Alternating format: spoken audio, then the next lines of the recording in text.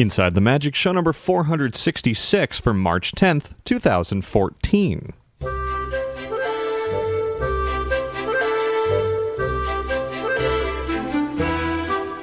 It is Monday, March 10th, 2014. This is show 466 of Inside the Magic, and as always, I am your host, Ricky Briganti, with a really fun show packed with a brand new Disney offering and a whole lot of other fun news. Before we get to all of it, I invite you to visit our website at InsideTheMagic.net. There you'll find all of our podcasts and videos, photos and news and articles and all that good stuff. And if you ever have any tips, questions, news, anything else you want to send in, you can email me at ricky@insidethemagic.net, or you can call and leave a message at 407-494-4ITM. That's 4486. And now, let's get on with the show.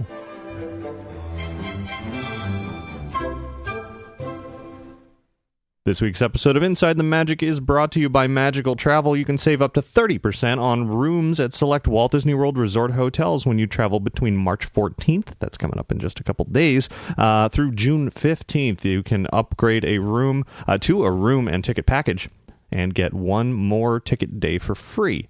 Restrictions apply, so hurry for the best availability by calling Magical Travel today at 866-207-8387 or visit them online at magicaltravel.com to receive a free price quote. And be sure to mention Inside the Magic when you do that to receive a free Disney gift card for qualifying bookings when you book your Disney vacation with Magical Travel.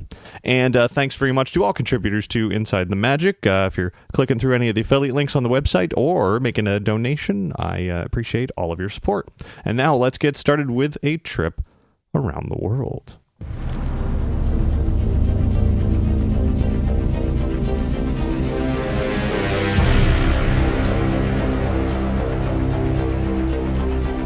Lots of exciting things going on this week in the world of Disney, particularly Walt Disney World, where just this weekend a new daytime parade has finally debuted at the Magic Kingdom. First time in more than a decade. It's the Festival of Fantasy Parade. Lots of classic characters, lots of high-flying, vibrant floats, and a new musical score.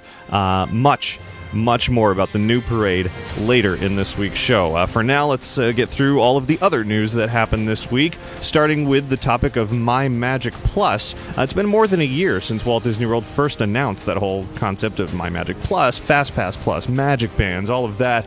And now, finally, they are beginning to approach the full rollout, official launch sometime this summer, maybe end of April, early May, perhaps. But the little bit step-by-step over the last many months has been a slow rollout across all of the, for resort hotel guests. And now, finally, Walt Disney World annual pass holders are beginning to be able to order their own Magic Bands via the MyDisneyExperience.com website. Now, not all annual pass holders can do it quite yet. It seems to be as everything else has been with My Magic Plus. It's been a slow rollout. Every day, more pass holders are getting added to that. Ultimately, the website does say that pass holder Magic Bands will begin to ship mid-March. Well, mid-March is just a few days from now. Fortunately, just a few days ago, I was able to finally order my own Magic Band. I chose the colors of orange and black in honor of my favorite holiday. I'm sure you know what that is.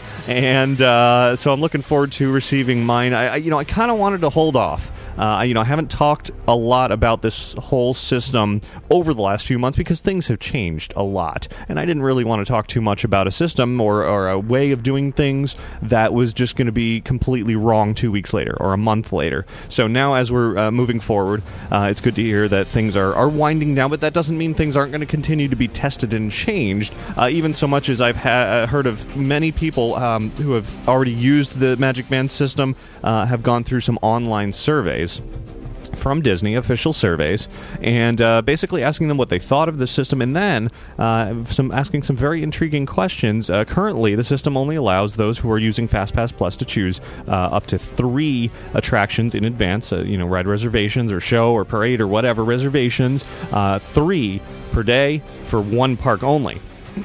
But this survey is now indicating that there's a possibility of the future to either add a 4th or maybe even a sort of floating fourth selection, in that you can pick your 3, and then the fourth you can kind of pick one more. When you use that, you can go back while you're in the park to a kiosk and pick another one, and you can just keep doing that throughout the day. That's not how it works right now, but it is a possibility for the future. So those of you who are concerned that perhaps only having 3 FastPass Plus options in a day is not enough, well, Disney hears you, and they are seemingly working on that, in addition to also asking about potential park hopping options for being able to select them in multiple parks. So they're just trying to ease into it, I think. Taking it slow, making sure it works under the most basic circumstances, and then from there, they'll continue to add until everybody's happy with it. So anyway, point being, I finally ordered my Magic Band, and whenever I get it, I will finally try out the system, because it does feel like it is starting to wind down towards the official rollout, which is kind of what I was waiting for. Now, while My Magic Plus is on the way, so is Disney Springs. Little by little, construction on the parking garages over at Downtown Disney, which of course is becoming Disney Springs, is moving very slow. A lot of parking issues in the meantime, but other things are going to be changing very soon as well. The restaurant that is Pollo Campero, also within that same building, is Baby Cakes NYC. That location is going to be closing later this month, to make way for Disney Springs. Now, it looks like Pollo Campero is just going to simply get the boot, whereas Baby Cakes is staying on to provide gluten-free products throughout Walt Disney World at food courts and restaurants, and they may return when Disney Springs sort of arrives in maybe their own location. It's unclear at this point, but if you are a fan of that spot at Downtown Disney, you're going to want to rush over there pretty soon, because it's going away in a matter of a couple of weeks. Now, also starting recently out at Walt Disney World over at Epcot is the Flower and Garden Festival for this year. I had a chance to do a little exploring there over the weekend, and I'm not going to talk about that this week. Haven't written about it on the website yet, but you can look for that very, very soon, as I have a lot to share. Some good food this year. Here's some news for an upcoming event that we don't really know too much about, but word is going around that there will be some sort of It's a Small World 50th anniversary celebration at both Walt Disney World and Disneyland, taking place a month from now on April 10th. That's all I know.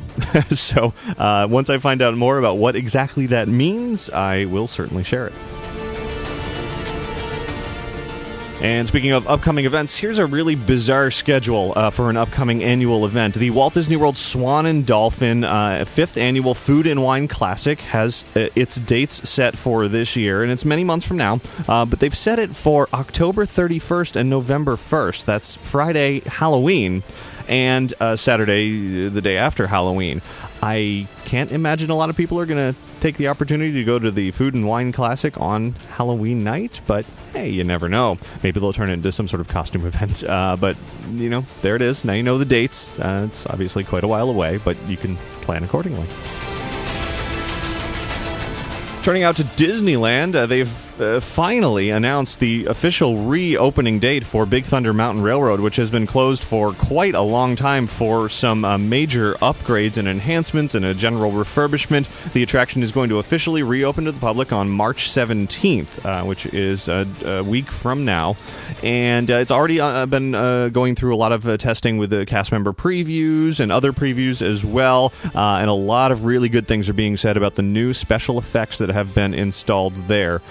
So I'm sure I'll be talking about that as we get closer to the official reopening, but just think explosions. That's probably all you need to know at this point. And if you do a little digging online, I'm sure you'll find some more details. Actually, I'm going to have a post up this week on InsideTheMagic.net with some video where you can check it out as well. So stay tuned for that very, very soon.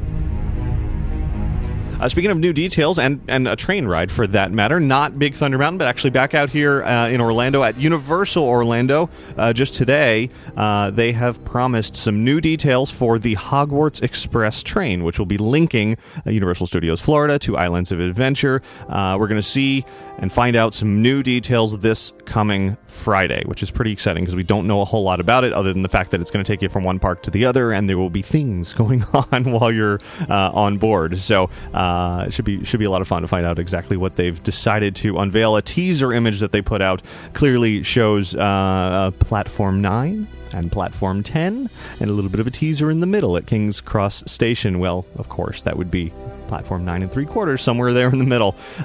So, yeah, looking forward to seeing whatever they feel like continuing to trickle out little bits of information as we move closer and closer to the opening of the Wizarding World Wizarding World Harry Potter, Diagon Alley this summer. And speaking of Universal Orlando, a couple of tidbits of information for Universal's Cabana Bay Beach Resort, which is opening at the end of this month. It has been announced that it's going to feature the world's first Jack LaLanne branded fitness center, very much keeping with the retro theme, lots of memorabilia and sort of old retro things that surround he was the pioneer of personal training, a TV celebrity, had his own show back in the 50s, 60s, 70s, does infomercials and that sort of thing. So he is going to have his own branded fitness center for the first time there. In addition, Universal Orlando sent out an email to annual pass holders a few days ago offering a special low rate of $74 a night for the first few days that the hotel is open. There's an email discount code in there, so if you got that and you jumped on it, great. It's probably not even available anymore, but it's all leading up. Just a few weeks from now, March 31st is when the Cabana Bay Beach Resort will be opening. And worth noting here, a few fun things I've done over the last week or so around Orlando. I went to the Entertainment Designer Forum this past Friday. It was the 4th, maybe even 5th. Gosh, I've lost track. It's a wonderful event for charity. I know I mentioned it on the show before, where a lot of designers from Disney, Universal, SeaWorld, Hollywood, and beyond have come together for some panel discussions, Q&A sessions, and most importantly, there's an auction, but most importantly, it's a chance to raise money for the American Cancer Society, which is great. They haven't, I don't think, finished tallying what they raised on Friday, but it's somewhere upwards of $13,000, which is phenomenal. It's just wonderful. I'm so happy to go and not only support all of that, but also have a great time every year. This year's panel included somebody from Disney indicating that he's already working on Disneyland's 60th anniversary celebration, which is great. A lot of sort of inspirational messages, advice for people wanting to get into the industry, and a whole lot of entertainment and just fun and comedy, and it's a great time. I'll be posting something about it, sort of a wrap-up over on InsideTheMagic.net soon. Also new over on the website, if you want to find out some details about the latest editions of Aulani, Disney's resort out in Ko'olina, Hawaii. They've had an expansion there where they've added a whole lot of some new dining, expanded pool area, and some other features as well. You can watch a video tour of all of that over on the website. Also, Legoland Florida recently reopened some old Cypress Gardens areas, so you can check that out. And I also attended a local event that was pretty fun, sort of a Tim Burton inspired cosplay event. So we got some photos of that over on the website as well. Now let's turn to Disney Cruise Line, where I had recently mentioned that I found out that the Aqueduct photo op was finally up and running, at least on the Disney Fantasy. Well, I've found out some more information about that apparently it's not totally up and running yet. It actually requires some sort of facial recognition, that when they take the photo, they have to have a very clear view of your face. And so far, it's about a 50-50 success rate on that actually working, from what I'm told. So it's not exactly being advertised yet that you can get your photo on the Aqueduct. They're still working on the technology, so if you go on that ship, don't 100% expect to see your picture, but try to make your face very visible as you go over one of those little sort of hills in the ride. You can see the camera very plainly, and if you manage to smile for it and get a clear shot, you might see your picture on the ride showing up in your onboard photo account. Now, you might be wondering why, when I'm talking about all of this, is there Tron music playing in the background here? Or you might have just been thinking, what is that music going on there? Anyway, it is Tron music. It's actually Tron Uprising music, and the reason I'm playing it is because composer for the show, Tron Uprising, the unfortunately canceled show from Disney XD, the composer is Joseph Trapanese, and he has made available via his Facebook page 9 songs that you've been hearing here to download for free. They were kind of promo no songs, previously unreleased music from the TV show, which is fantastic for anybody who misses the show like I do. All you have to do is go over to his Facebook page and click like on there, and you'll have access to download these songs completely for free. Great music, not only to play on the background of the Inside the Magic podcast, but also just to listen to in the background. It's great for working, for maybe working out. I don't know, just anytime. It's just good music. He's a great composer, so definitely go like his Facebook page.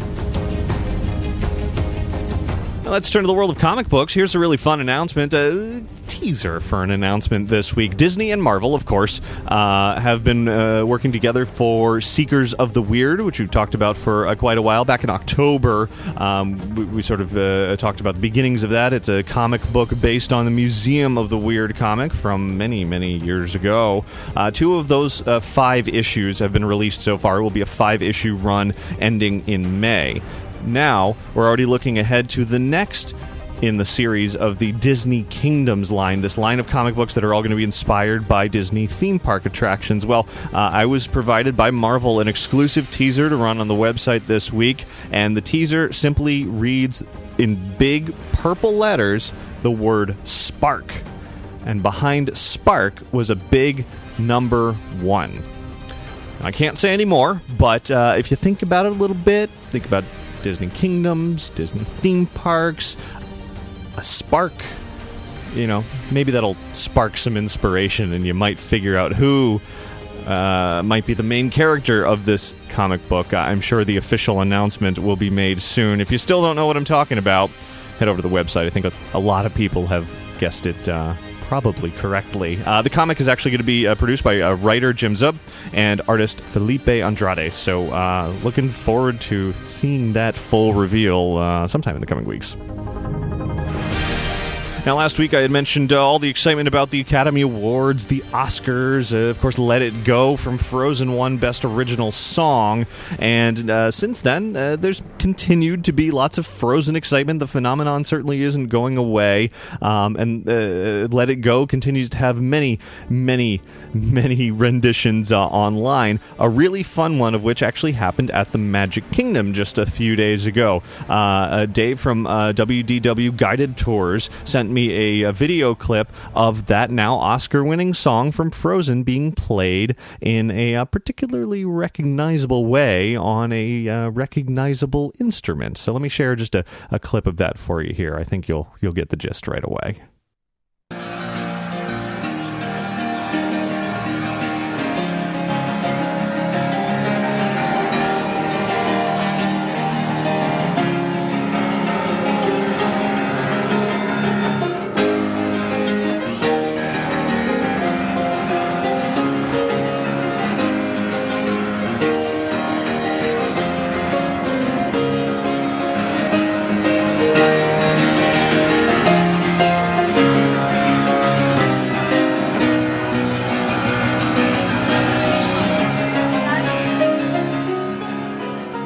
So naturally, that was the Ragtime Piano Player on Main Street, USA, just outside Casey's, and playing a little bit of Let It Go. So a fun rendition of the song there. You can watch that full video over on our YouTube channel. But that didn't end this week. The interesting and unique versions or renditions of Let It Go. Idina Menzel was actually on The Tonight Show with Jimmy Fallon and performed the song with him, along with The Roots, their band. But with some very particularly odd instruments. They were classroom instruments, little plastic things and toy instruments and all of that. Actually ended up being a really great version of the song. So you can head over to our website to watch that and hear it as well. So, continuing with the world of movies here, just today a new poster was released for the upcoming film Maleficent. Actually, a few different versions worldwide. The US version is just a striking image of Angelina Jolie as Maleficent on a solid white background, and that's pretty much it. Whereas the overseas version has a lot more color and things going on with the posters. You can definitely see those online, and Disney has also created an official Twitter account for Maleficent, Maleficent, it's simply at Maleficent, or twitter.com/Maleficent. They have promised some big surprises coming soon from that Twitter account, so you might want to follow them as soon as possible to see the latest from that highly anticipated film. And speaking of highly anticipated films, I had a chance just a couple of days ago to see an advanced preview of Muppets Most Wanted. Unfortunately, I cannot say another thing about it because I'm under an agreement with the Walt Disney Studios that I can't talk about it just yet. Very soon, though, and actually not only will I be talking about it soon with a review, but also our frequent reporter Jeremiah Dawes had a chance to attend a really exciting press junket over the weekend for the film, so expect some Muppetational, sensational, every other ational bit of entertainment coming up very soon. I guarantee it's going to be a lot of fun. And actually, that will do it for your news from around the world this week.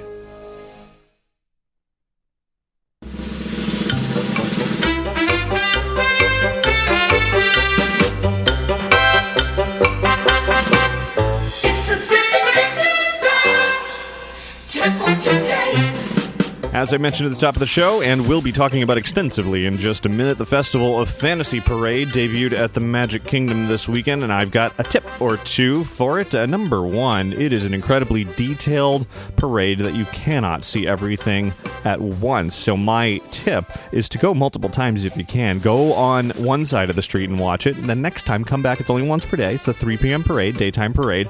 Next time, come back and watch it from the other side, and go to different locations in the park, up by the castle, down Main Street, further down Main Street, and you will definitely see different things throughout the experience, because each unit has about a 2.5 minute sort of loop that they go through, so different things happen, you hear different things, so it's definitely worth multiple viewings of this brand new parade that I will be talking more about in just a second. So there's your tip. Everybody else, email your tips into tips@insidethemagic.net.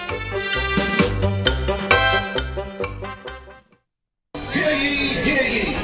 Ladies and gentlemen, boys and girls, welcome to the Magic Kingdom. You are warmly invited to join Mickey Mouse and his Fantasyland friends for a magical celebration in the streets. Dreams will come true, hearts will soar, and you will become a part of the magic.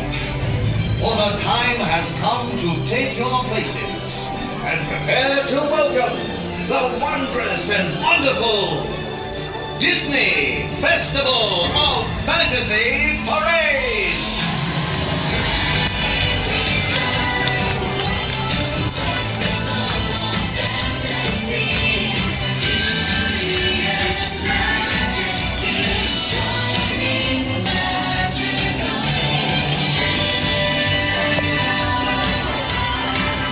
So as you can hear, we've been transported to the Magic Kingdom for the new Festival of Fantasy Parade, or officially, it's known as the Disney Festival of Fantasy Parade, but it's just Festival of Fantasy, and it's fantastic. I'm going to leave the music of the parade, the ambient audio, the sounds of the parade going here in the background, but I've already posted a full video of the entire parade over on our YouTube channel, on the website. Hundreds and hundreds of photos are already up, and more coming very, very soon. So if you want to see and hear the whole thing, definitely head to the website, and maybe I'll throw the whole audio of the parade at the end of this show just for the sake of including that as well. But right now I want to talk about the parade, and it is just phenomenal. You know, Soundsational out at Mickey's Soundsational Parade out at Disneyland has definitely become one of my favorite parades of all time. It's a very high energy parade, lots of colors, lots of unique takes on the films and characters that they've included in that. And now, in that sort of tradition, this new tradition, Walt Disney World, Magic Kingdom, has received a wonderful new parade that is Festival of Fantasy that definitely rivals Soundsational, I'm happy to say. The music that you're hearing now may not be quite as infectious and as upbeat and drum heavy and, you know, toe tapping as what you've heard from Soundsational, but the visuals are stunning, and there's so much energy and movement in the Festival of Fantasy parade that it's really really surprising, really eye-catching, and really, really enjoyable. It is something you definitely need to see more than once in order to take it all in. I've seen it twice now. It just debuted yesterday. This is why, of course, I'm doing a show on Monday, is because I wanted to make sure I saw the parade a couple of times, and you'll be hearing from some of the creators of the parade that I was able to talk to in the park today as well. So that's coming up in a little bit, but let me finish talking about the parade first. Is it clear that I enjoyed it? Yeah, it should be, because it's one of the best, if not the best, daytime parade. Probably the best daytime parade that the Magic Kingdom has ever seen. It is definitely a Disneyland quality parade. For those of you who've been to Disneyland and you've seen the tremendous amount of entertainment that they can pump out there, this is right up there. And there's so much going on throughout the parade. It is definitely sort of a non-stop source of entertainment. There's not lulls in it at any point, which is wonderful. It's about 15 minutes long, which is, that's great that you can stop and watch 15 minutes worth of solid entertainment with bright, vibrant costumes, not only for the main characters, but also the supporting characters. Lots of great choreography, routines that they go through. As I said just a minute ago, each unit of the parade has about a 2.5 minute loop that it goes through, so you'll hear different music corresponding with it. It's just sort of variations on the theme that you're hearing now. It's all very sort of flowing, trumpet-induced, dreamy kind of feeling, and it's really a lot to look at throughout the whole thing. It starts off immediately with Disney princesses aboard their Princess Garden float. Now, 2 of these floats in this parade have actually been inherited from Tokyo, I believe. Sort of changed up a little bit, but the rest is all new for this parade. So for the most part, it's new for United States audience. It certainly was new to me, and it basically, there's nothing recycled from the previous daytime parade, which is nice. No more castle float, finally. That thing's been around at the Magic Kingdom for ages, it feels like. So the fact that is not there is definitely a wonderful thing. So you see this princess float coming down the street at the beginning, and the opening sort of frame with Belle and the Beast at the beginning forms this almost a poster, like a movie poster almost, for the parade. It's got it's the title float, but it's this wonderfully framed sort of words above, words below, and the little vignette of those 2 characters dancing and smiling at each other and doing what characters do right there at the beginning is quite nice. From there, the very long Princess Garden float moves on to 2 really unique elements that I haven't really seen before in a parade. Of course, as I said, this is from an overseas parade, but for me, I had not seen it in person. The middle of the float has this great spinning, slowly rotating, I guess is a better word, display, if you will, where one side is a giant rendition of a dress for Cinderella, one of these sort of in-progress dresses with the animals making it, and then as it slowly rotates around, it reveals Cinderella herself, which is a nice moment. And just behind that is another rotating element, where on one side you see Tiana and Naveen, and on the other side you see the debut of Frozen characters Anna and Elsa, and even a little Olaf spinning around on there. Anna is wearing her coronation dress, which is the debut of that outfit, not seen anywhere else in the world, I believe. I think it's the only place Anna is wearing that, which is another treat. Elsa's still wearing the same dress she does for the meet and greets, but together they look wonderful. The only downside to this sort of rotating motion of these is that if you really want to see one character versus the other, depending on where you're standing, you might not actually see them, because it kind of rotates one way and then it carries down the street and then it rotates the other way, so you kind of see one or the other, or maybe both if you're really lucky. So if you really want to see the Frozen characters, you might actually have to walk with that float in order to see them on, which is why I say you need to see this parade multiple times to really see everything. There's so much movement on every single float, especially following that up. You might be thinking, well, what about Tangled? What about Rapunzel? Of course, she's an incredibly popular Disney princess. Well, she's absolutely not left out, because she has her own Tangled float, which is incredible. It's huge. It has these massive swinging weapons. It's themed to the Snuggly Duckling, so it has the ruffians swinging back and forth on it, and then Flynn Rider's on one of them. And there's so many little details to see, from wanted posters and Maximus, and the old guy that looks like Cupid from the Snuggly Duckling. He's up there on top, and Rapunzel's there with her frying pan, and it's just so much to look at. As I said, I've seen it twice. I don't think I've seen everything on that float yet. It's huge, and it just flies over your head, and it's absolutely wonderful.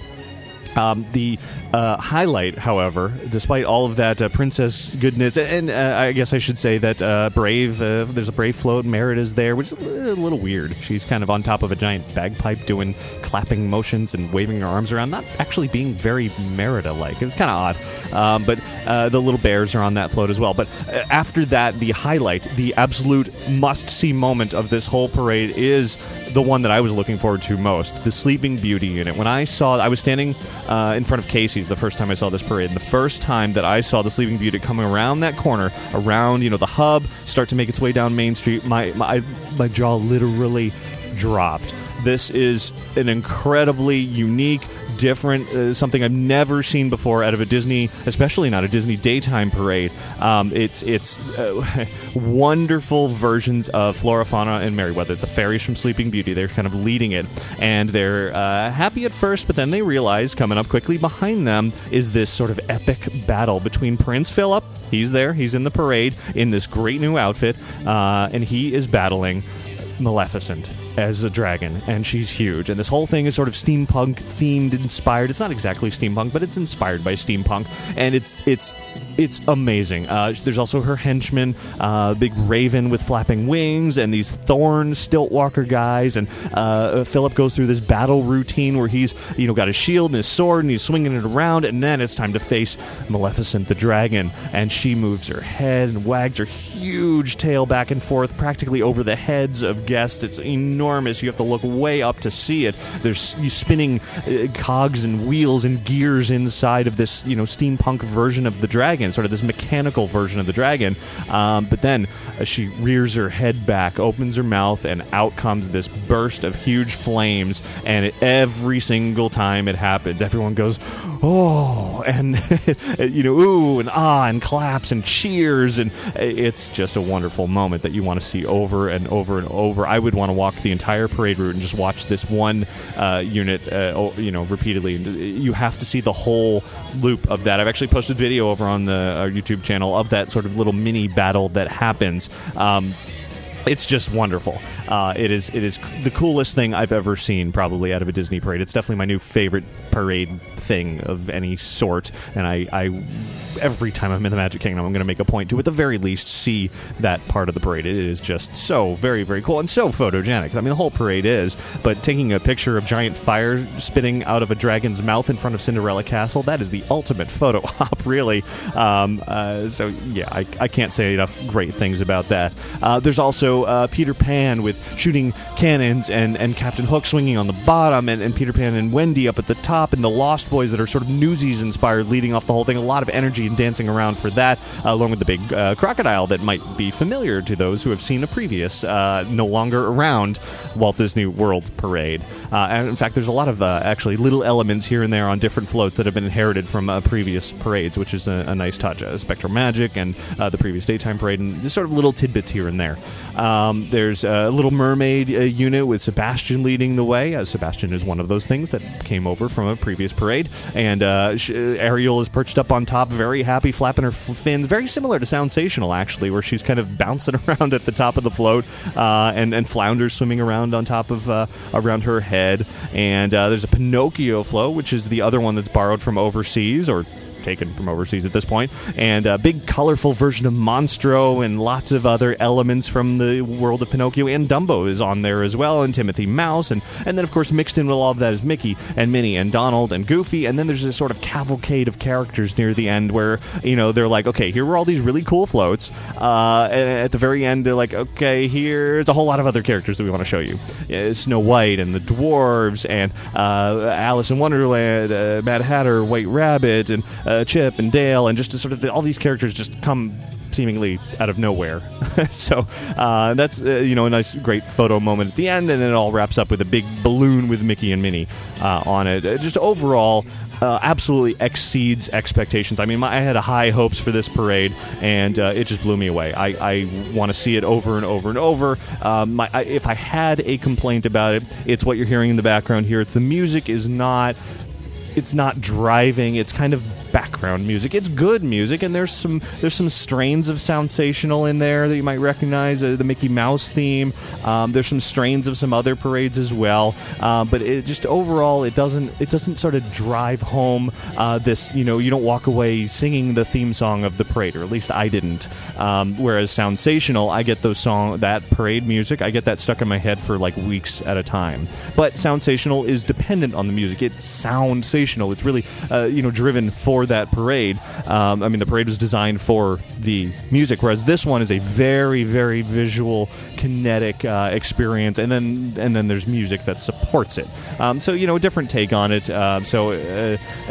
Regardless of that, it is definitely a wonderful, wonderful parade. I'm so thrilled that it has replaced the tired old entertainment, and I wish that Disney would just get rid of the move it, shake it, celebrate it thing that happens too many times a day.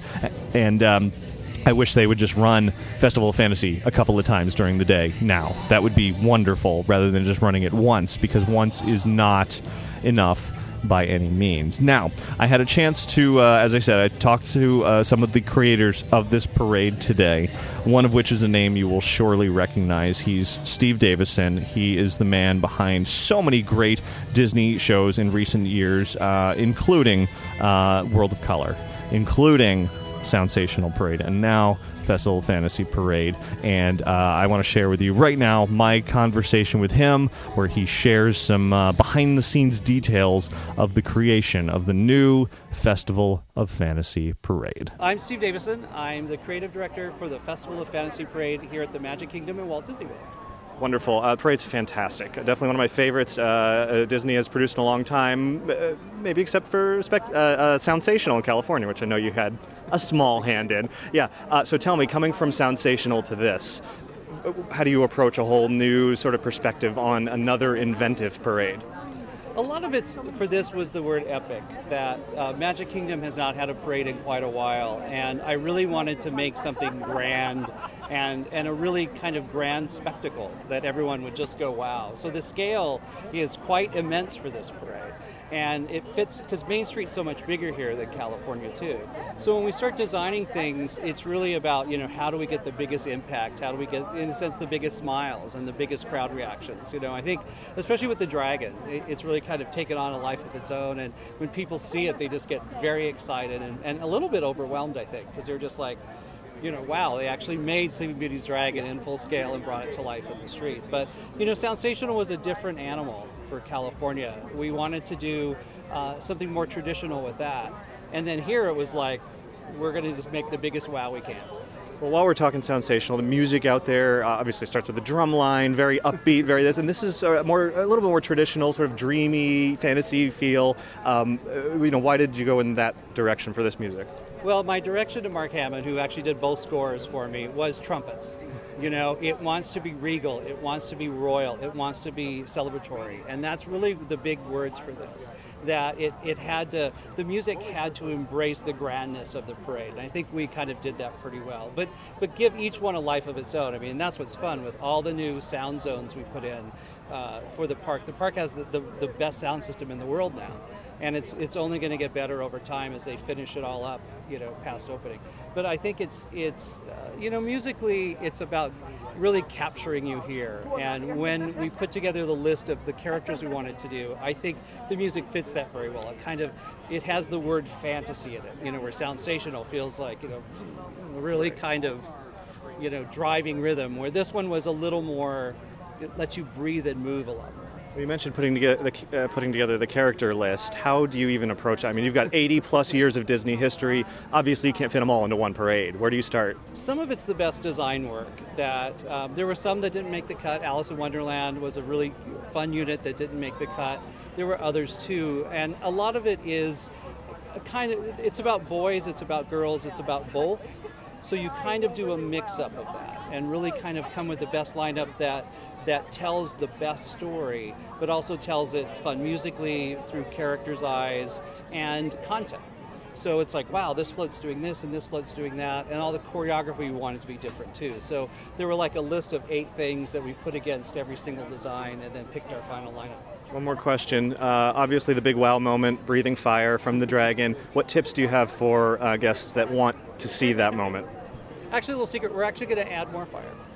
It's been such a hit, we're actually going to add it, so it'll probably hit wherever you are in the route now. So, and my other big tip is just if you come off and view it from all over the place, because the parade has a lot of stuff in it. So usually I always say if I'm making you look here, if you come all the time, look somewhere else, because there's really fun stuff hidden all over the place.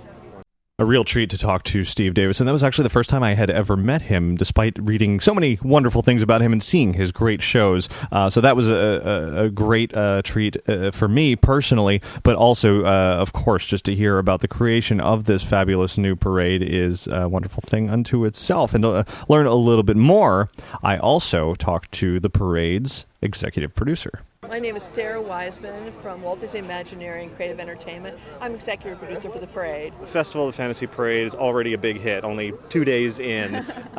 When starting this project, well, how long ago did you start it, and when you did, what was sort of the beginnings of it? You know, where were the rumblings coming from? We've been talking about doing a new parade at the Magic Kingdom for quite a while. We actually started the designs in what we call Blue Sky on this parade in 2011. So we're now in 14, so 3 years later. We normally take about 2 years from concept to build, but we took about a year of different concept ideas for the parade. So in 2011, 2012, we really spent a lot of time saying, what is the right parade for the Magic Kingdom? And Magic Kingdom hasn't had a new parade in quite a while, so we were excited to be working on it. And it's wonderful to see it come to life. I'm sure after 3 years it must be a real treat. And it is free. I mean, I've been waiting maybe 10 years for a new parade here, and it is fantastic. What do you think guests are going to be during the design process when you're looking at it? What did you think guests would be most intrigued by? You know, what were you aiming at bringing something new to the park? I think the most important thing that we were aiming for is to tell many stories on the street, to really bring these stories to life. I know that as the parade goes by you, you're only seeing it's like 2 minutes for each story. But we've tried to really sort of bring the stories to life. So not only in the floats themselves, but also in the performers around the floats. So the Lost Boys take on, they're really telling a story about, they're charging into the street and the joy of it. So I think really that was our endeavor, is to try to bring these stories to life in a different way for a parade, anywhere in the world. Yeah. I think you did that really well. You mentioned the Lost Boys Newsies sort of crossover there, exactly. But the Sleeping Beauty unit obviously tells a very different side of that story than the typical, Aurora is happy waving at everybody. Now it's the much darker side. At what point did you realize, there's another whole side to this movie that we haven't really shown before?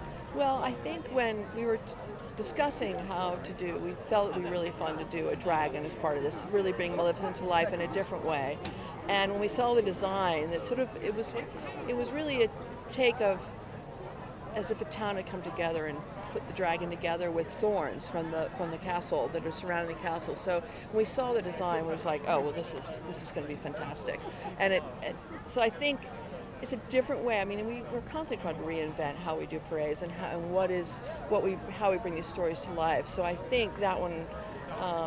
We just love it. A lot of love and passion went into that dragon, all the floats. Sure. Was there a goal in this to really go the extra mile to wow guests? Because you could have a big Maleficent dragon, and that would be awesome. Yeah. But then it moves its tail, it moves its head, it shoots fire. Of course. I mean, was there a continuing thought of let's go over the top with everything? Well, we always push. We always push to go over the top. So I think there's a lot. What we've learned over the years is that if you have a lot of layers of things, then there's more, you see more stuff if you come different times too, because the dragon may have gone by you, didn't see the flame, or you didn't see the smoke. I mean, actually there's a whole boiler in the back of the dragon that's boiling and emitting smoke as well. You may not see that, or the spinning wheel, you may not see it when you go right by. So there's lots of things, details, I think, with the levels that I think make the parade last, we wanted to run for a number of years, and we wanted to be interesting if you come the 5th year, or the 1st year, or the first day. Yeah. So we make it fun.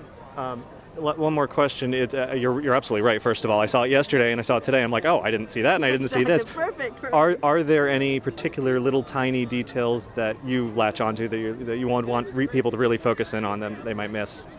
Oh, I mean, there's so much going on. I mean, even I know the parade really well, and I see this thing. Oh, I didn't know that turned. Oh, that's great. There's lots of details. There's tons. I mean, the goat in the back of the Tangled unit is chewing away, having a day, and there's tons of. There's tons of stuff going on. The dragon, all the pulley systems that are making the spinning wheel go, and the wings are actually done with a pulley system. It's really sort of an old style. It's a very new technology, but when you see it and look at how it's being done with ropes and pulleys. Looks very theatrical. Yeah, exactly. Yeah. I just noticed Timothy Mouse right in front of Dumbo today. Of course. I mean, there's so much on the Bubbles unit, so much going on. Yeah. I mean, Dumbo's, his ears are flexing, and there's just a lot of detail. Basically, come see it many times. Yeah, I hope so.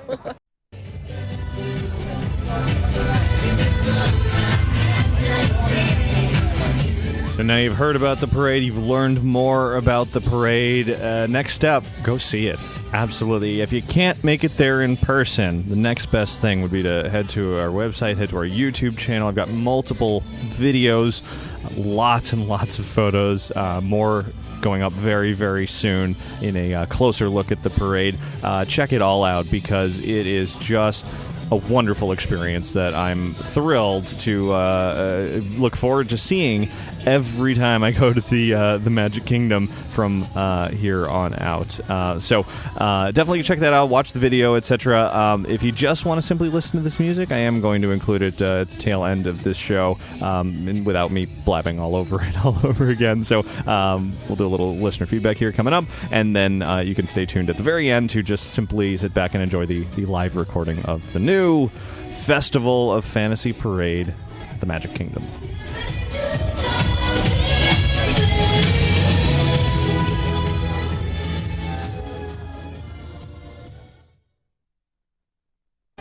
Hi, Ricky. Hi, Ricky. Hey, Ricky. Hi, Ricky. Hi, Ricky. Hey, Ricky. Ricky, this is amazing. Ladies and gentlemen, boys and girls. Inside the Magic listener feedback.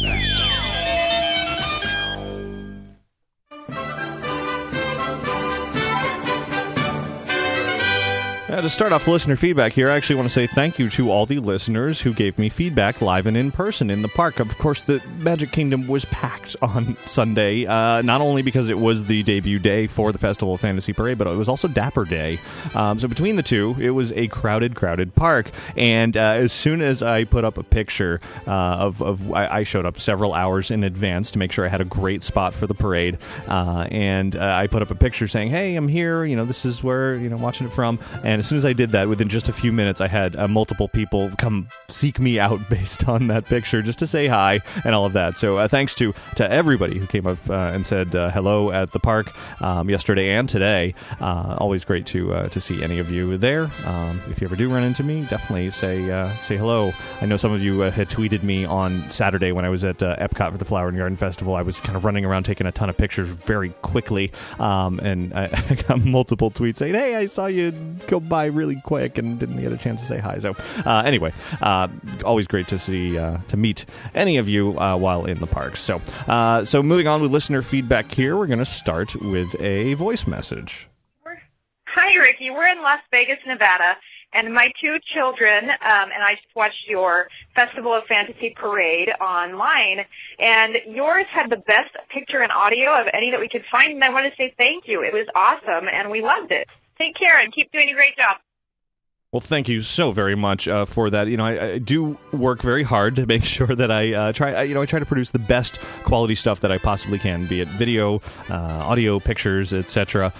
So I do appreciate it when that you took the time to call in and say thank you for that. I'm so glad that you were able to enjoy it all the way out there where you're nowhere near certainly Orlando. Hopefully you'll have a chance to come out here and see it in person soon, because it is obviously for any of these experiences. I love videoing and I love sharing it with everybody, but nothing can beat seeing these anything, a ride, show, fireworks, whatever. Seeing it in person, of course, is the best thing. But if I can provide the next best thing, then I'm happy to do so. Next up is an email from Richard from England, who writes, now that FastPass Plus is rolled out with its limit on FastPasses available each day, how has this impacted standby lines? Well, Richard, so far there doesn't seem to be a huge difference when it comes to standby lines. Now, the lines to get to a FastPass Plus kiosk in the morning, for those who have not booked ride reservations in advance, now, those kiosk lines have been kind of obnoxiously long. Doesn't seem like a pleasant place to be, and I'm sure that's something that Disney is going to figure out better ways of doing in the future. But for now, that's not the greatest experience. You want to book those rides in advance as much as possible. But standby lines so far seem to be relatively unaffected from what I have observed. Yelena writes in and says, I just finished listening to show 465, in which you mentioned the recent price increases for various theme parks. When it comes to taking our family of 5 to Orlando, the theme park ticket prices end up taking a big bite out of our travel and entertainment budget. Having said that, my husband and I have recently compared it to taking that same family of 5 to a hockey game or any other sporting event. Tickets in Canada, where we're from, can easily cost us about $150 to $250 per person, and on average, this provides us with about 2 hours of entertainment. Compare that to what even a single day ticket buys you at the Orlando theme park and draw your own conclusion.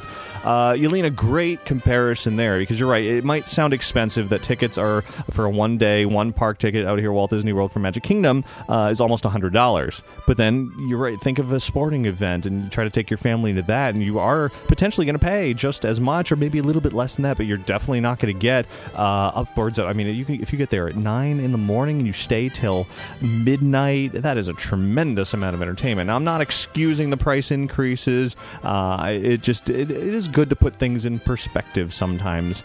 I know either way, maybe people can't afford the sporting event or the parks, and that is unfortunate, but it's supply, it's demand, it's number of people who want things, and that's just the way the pricing goes. And then we get the Festival Fantasy Parade, and you can see where Disney has invested the money. We're getting a big, massive expansion to the hub area so that everybody can enjoy that parade and fireworks and everything else better. Some money comes in and it goes out, and there it is. I'm sure I could go on and on about this forever. But yes, thank you very much for that comparison. Now let's go back to a voice message from Noah. Hi, Ricky. It's Noah. I just had a question about the monorail. Me and my family are going out to Disney in 2 days, and my relatives just got there today, and they told me that the monorail is still closed between 11 and 7.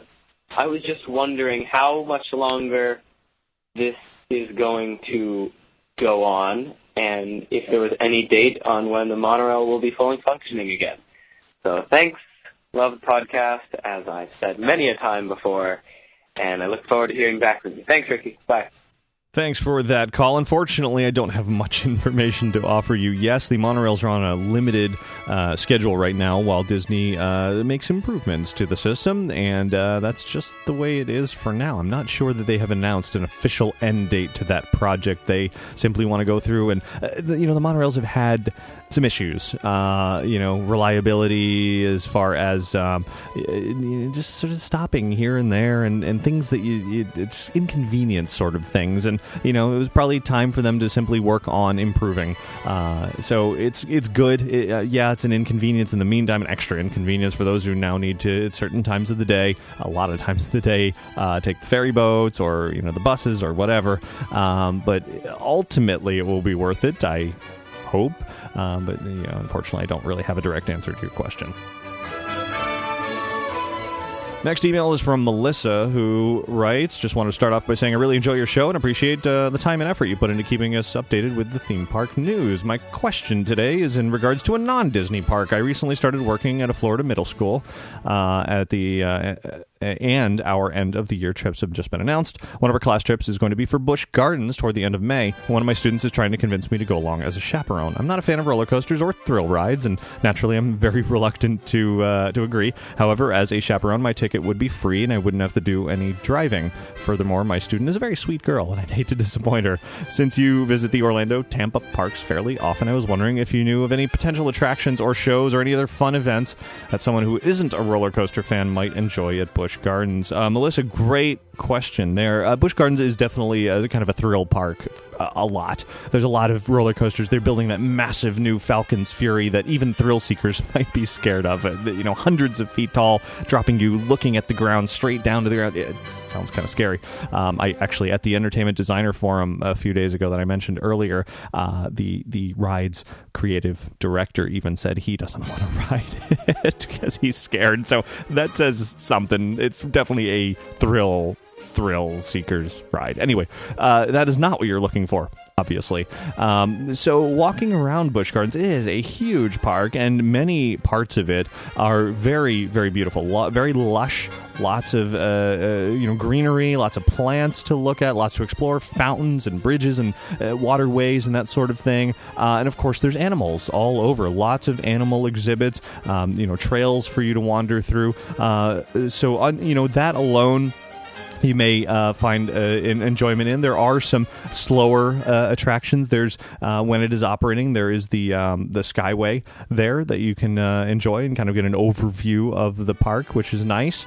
And I think it would be worth it just to explore somewhere different. You'll probably find yourself sitting on the sidelines a lot while your middle school students, of course, want to jump on all the big rides, the coasters, etc. But it's if you haven't been there before, I would absolutely recommend it. It's a park worth visiting, and maybe they'll talk you into going on at least one ride. So, good luck. And now let's go back to the voicemail for one more message. Hi, Ricky. I just want to know when or how is. I just want to know if the Finding Nemo ride is going to be closing or not, because I don't want to say that I'm worrying, but I'm just wondering, and I'll probably see you in another episode. Bye. Thanks very much for that call, assuming you're talking about the Finding Nemo submarine voyage in California at Disneyland. It has been closed for a few months for the beginnings of a refurbishment. It's scheduled to reopen later this year. There are signs posted around the attraction indicating as such it is not closing permanently, despite some rumors that you may have read in recent weeks online. So unless something goes horribly, horribly wrong during this refurbishment, it is simply just that they need to do some sprucing ups. It's been open for 10-ish years. Surprisingly, I mean, it seems like it was. I guess it hasn't been. Has it been 10? Somewhere around 10, maybe 9. I don't know. I've lost track, honestly, but it's somewhere around there that it's been open, and it really has not been down for a major refurbishment in that whole time. So it was due. So it's just one of those things. Disneyland likes to keep its attractions looking pretty. So yes, it will be back. All right, next email comes from Sam from the UK, who writes, "Thanks for the show. I love it so much as living so far away from the magic keeps me updated and is my weekly fix of news on all things Disney. I wanted to ask you, 3 friends and myself are planning to go to Walt Disney World in May for 2 weeks. Due to us being students, we don't have the money to spend on luxuries. Are there any tips you could give us on how to do Disney on a very small budget? Also, we wanted to check out the other theme parks in the Orlando area, Universal, SeaWorld. Is it best to stay in a Disney hotel? If we stayed in a non-Disney hotel, although it would be cheaper, would it kill the magic experience? Furthermore, I was wondering, now that Pleasure Island is closed, are there any nightclubs left at downtown Disney?" All right. So, Sam, great questions there. Disney on a budget, something you absolutely can do. If you want to stay on property, you want to look at the value hotels, the All-Star hotels, Pop Century. Art of Animation is technically classified as a value hotel, but it's a little bit more. So you got to be careful with that one. But the other ones, if you go in the right, you're coming in May. Hopefully you're coming in early May before summer season hits. It should be a good time for you to get a good rate on a hotel. Staying off property versus staying on property. Yeah, there's certainly that magical experience when you're on property. You don't have to have the car. You can hop from those hotels, get on a bus, go where you need to. It's all wrapped in sort of the Disney bubble. However, you're going to have a difficult time finding your way over to those other parks. Now, if you're off property, you're probably, I assume you'll rent a car. And if you have a car, you can get around quite easily. If not, you're going to end up hopping a lot of, mirrors, shuttles, taxis, something like that to get around. So that will definitely eat into a budget as you're sort of moving your way from your hotel to various places. Of course, a lot of non-Disney hotels in the area do have shuttles to various attractions depending on where you're staying, so you could take that into account as well. So eating, there's definitely a lot of ways to save money when it comes to food. You can have a light meal in the morning to kind of get your appetite happy, so you're not starving by the time lunch rolls around, and then try to eat at some of the quick service places, the less expensive places. Maybe go to the hotels instead of the parks, or even if you're going to be off property, you could even hit some local restaurants that are definitely going to be less expensive than what's on property.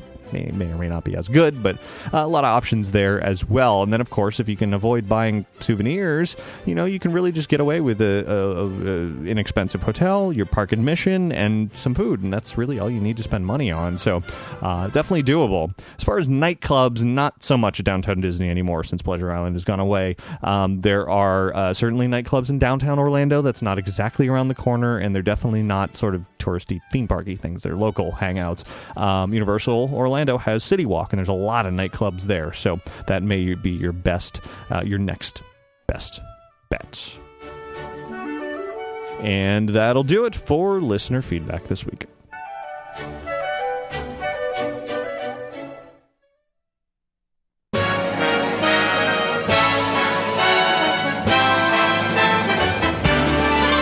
There's a great, big, beautiful tomorrow. And that wraps up show 466, other than the fact that I promised to include the recording of the Festival of Fantasy Parade here at the tail end of the show. Now, those of you who are tuned in on YouTube, I'm not including it in that version because you can simply click over and watch the video because you're already on YouTube. But for those of you listening on the regular podcast download MP3 version, that is where I am going to include it in just a minute when I'm done talking, so you can sit back and enjoy the sounds of the parade. Of course, I encourage you to go watch the video, or, well, see it in person, but go watch the video to really get the full excitement of it, because the music is nice, but the visuals are even better. Hopefully you enjoyed those interviews earlier. Some great details from some of the people who helped to create the parade. I was particularly fascinated by the way that they chose sort of what was going into the parade based on various concepts that their artists had come up with. It's a great way to do it. Be like, hey, take this whole library of Disney things, go, draw something cool, come up with something, great ideas, and then we'll pick the best of that. I love that. That's a great way to approach a parade, because it should just be sort of a mishmash of the best ideas of fun, because you can't include everything. You can't possibly fit everything into one parade, so picking the best of the best is a great way to go. I do, of course, I want to thank Magical Travel for sponsoring this week's episode of Inside the Magic. You can find out more about their services by visiting magicaltravel.com. And between episodes of this show, definitely visit InsideTheMagic.net, your source for Disney and theme park news and a whole lot more.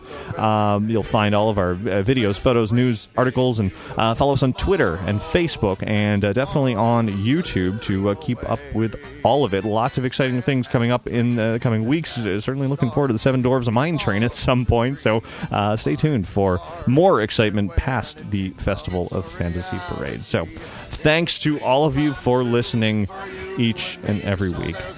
Have a magical week. Bye. Shining at the end of every day, there's a great, big, beautiful tomorrow, just a dream away.